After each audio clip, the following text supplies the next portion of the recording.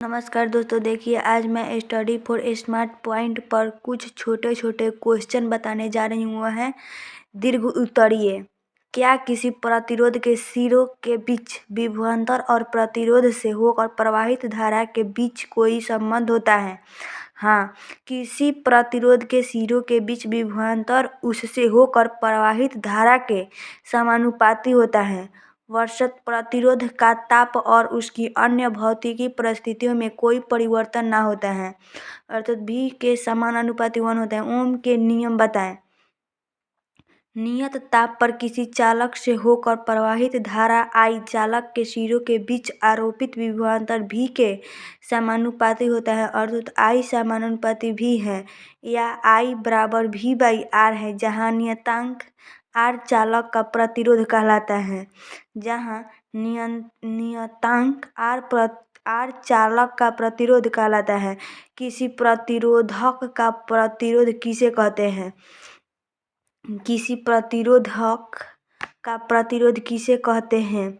किसी प्रतिरोधक द्वारा उससे होकर धारा के प्रवाह में उत्पन्न बाधा को उसका प्रतिरोध कहते हैं। किसी प्रतिरोधक द्वारा उससे होकर धारा के प्रवाह में उत्पन्न बाधा को उसका प्रतिरोध कहते हैं। यदि प्रतिरोधक के आगे विभवांतर भी हो और उससे होकर प्रवाहित धारा I हो तो प्रतिरोध R बराबर V/I है। प्रतिरोध का SI मात्रक ओम होता है। संकेत E है। ओम होता है जब प्रतिरोध के आड़े 1 वोल्ट संकेत V के विभवांतर पर 1 एम्पीयर संकेत A धारा प्रवाहित होता है। एम्पीयर का संकेत A होता है। धारा प्रवाहित होती है तब प्रतिरोध का प्रतिरोध 1 ओम कहा जाता है, अर्थात 1 ओम बराबर 1 वोल्ट/1 एम्पीयर होता है। देखिए क्वेश्चन नंबर 5। किसी प्रतिरोध का प्रतिरोधक किन किन बातों या कारकों पर निर्भर करता है? किसी प्रतिरोधक का प्रतिरोध R प्रतिरोधक की लंबाई L के समानुपाती होता है। प्रतिरोधक के अनुप्रस्थ काट के क्षेत्रफल A के व्युत्क्रमानुपाती होता है।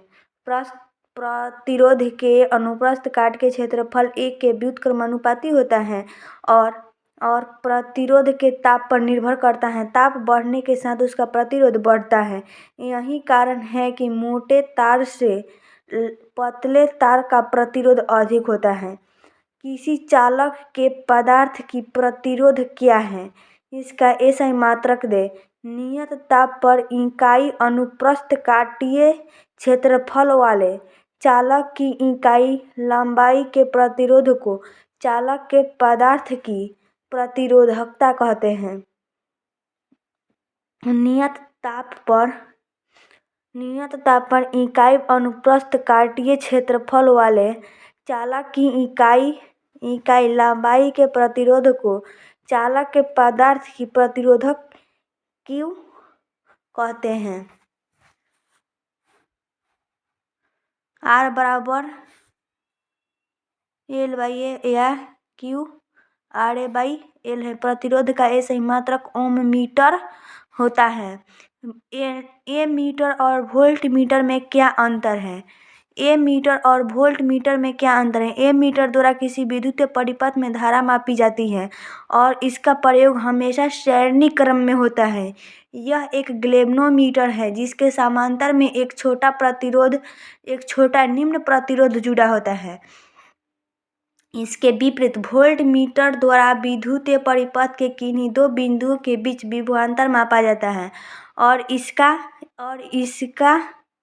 प्रयोग हमेशा समांतर क्रम में होता है। यह भी एक गैल्वेनोमीटर ही है जिसके श्रेणी क्रम में एक बड़ा उच्च प्रतिरोध जुड़ा होता है। किसी सेल के विद्युत वाहक बल और उसके टर्मिनल विभवांतर में क्या अंतर है? इकाई धनात्मक आवेश को सेल के अंदर ऋणात्मक टर्मिनल ध्रुव से धनात्मक टर्मिनल तक ले जाने में किया गया कार्य या दी गई ऊर्जा को सेल का विद्युतवाहक बल या संक्षेप में ईएमएफ कहते हैं। दूसरे शब्दों में किसी सेल का ईएमएफ खुले परिपथ में उसके दोनों टर्मिनलों के बीच विभवांतर के बराबर होता है, जो सेल के अंदर रासायनिक अभिक्रिया के कारण उत्पन्न होता है। इसके विपरीत सेल से धारा प्रवाहित होने की स्थिति में सेल के टर्मिनलों के बीच विभवांतर को सेल का टर्मिनल विभवांतर कहते हैं।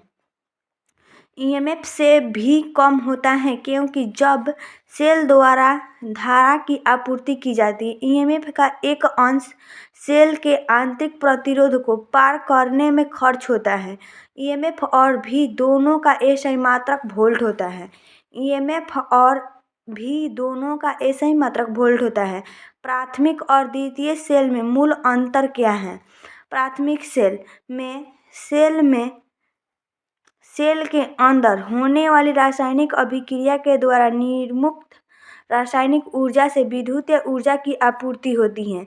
इसके विपरीत द्वितीय सेल को पहले चार्ज आवेशित किया जाता है, जिससे सेल में पहले विद्युत ऊर्जा का संचयन रासायनिक ऊर्जा के रूप में होता है और तब ऊर्जा का संचयन रासायनिक ऊर्जा के रूप में होता है और तब डिस्चार्ज निरावेशन के दौरान उत्क्रमी रासायनिक अभिक्रिया के कारण सेल द्वारा विद्युत ऊर्जा की आपूर्ति की जाती है।